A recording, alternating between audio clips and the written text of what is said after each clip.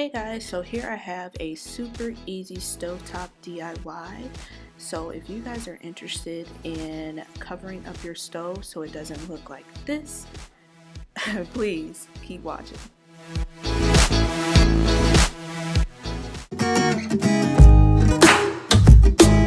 So here is everything that you will need. Of course you will need some wood. This is a 5" by maybe 1" 5" by 1", and you will want to get it cut to the sides of your stove. I have a standard stove, which is, when I measured it, it was 22 by 29. So what I needed to do was make sure that I had, since this is 5 inches, I know that it will be 20 inches in height because I have 4 pieces, and I needed each piece to be 29 inches long. So what you're gonna do is, you can cut it yourself if you have a wood cutter, or you can take it in, buy the wood from like a Home Depot or Lowe's, and they will cut it for you. My Lowe's does the first 2 cuts free, and every additional cut is 25 cents. So I just asked him to cut it by 29 inches, and I only need 4 pieces because I knew that this was going to be 5 inches. So although my stove is 22 inches high, it's going to be a little bit off, but I am okay with that because I want a little bit of the black in my on my stove to show a bit. You're also going to need some water and a big paintbrush, wood glue to put it all together, sanding sponge or sanding paper, anything to sand down your wood with, wood stain or paint, however you decide to decorate. Also additional of what you would need is a Cricut machine to make a decal, but this is totally optional, and also some handles, which you can also get at like Home Depot. Just look for like a drawer handle or a dresser drawer handle and pick out a style that you like.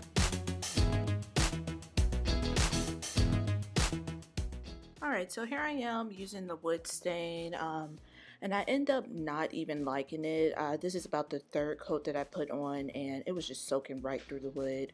So I just decided to go with the acrylic black. And yeah, this acrylic black is just some regular black paint that I got from Walmart. I actually end up not liking this as well. I placed the wood in my kitchen and thought it was just too dark.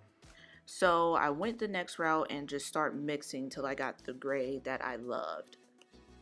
So here I am just mixing. This is a little bit of an off-white acrylic paint with that black acrylic paint that I was using before.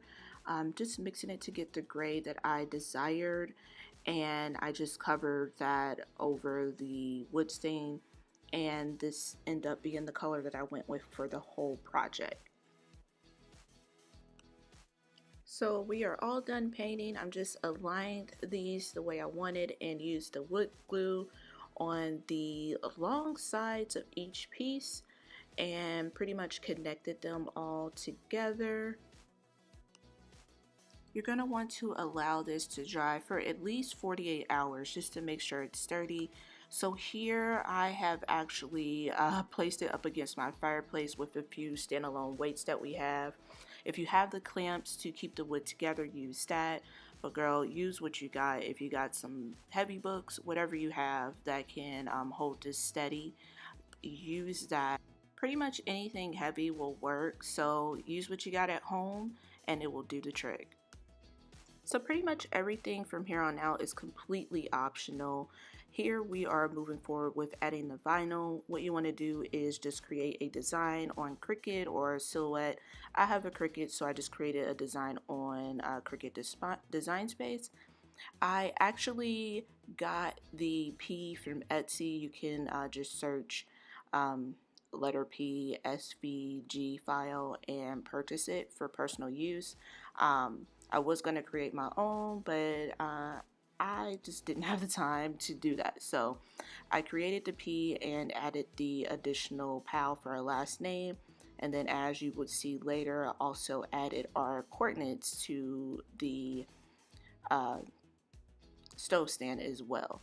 So definitely take your time with this. If you guys want a tutorial at all on how to use Cricut Design Space, hit that thumbs up button so I would know what to give you guys in the future.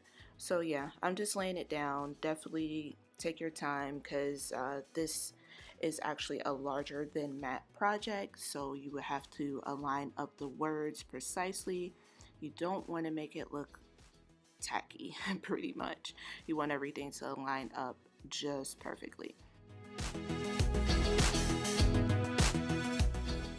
So now that our vinyl is all added to our stovetop cover, I am just measuring it so I can get the handles on it next and make sure it is exactly on the middle on each side.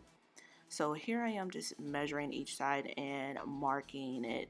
It actually ended up lining up perfectly with this middle bar I'm pointing at here.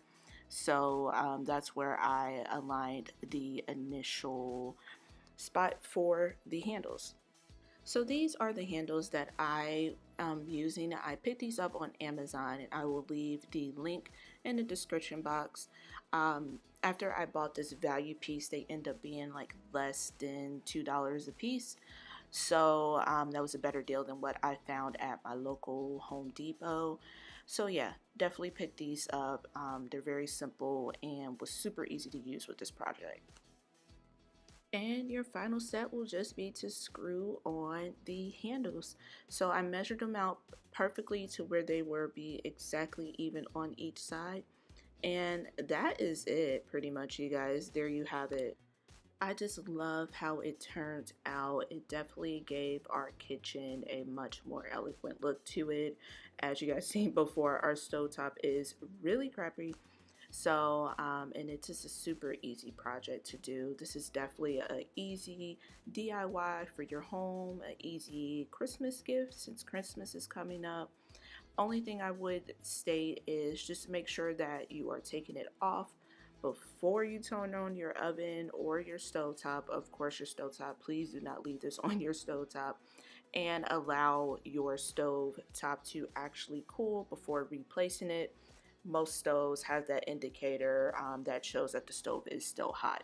So that is just my little BSA about it. But yeah, let me know if you guys have any questions or concerns, and I will see you all in the next video. Bye.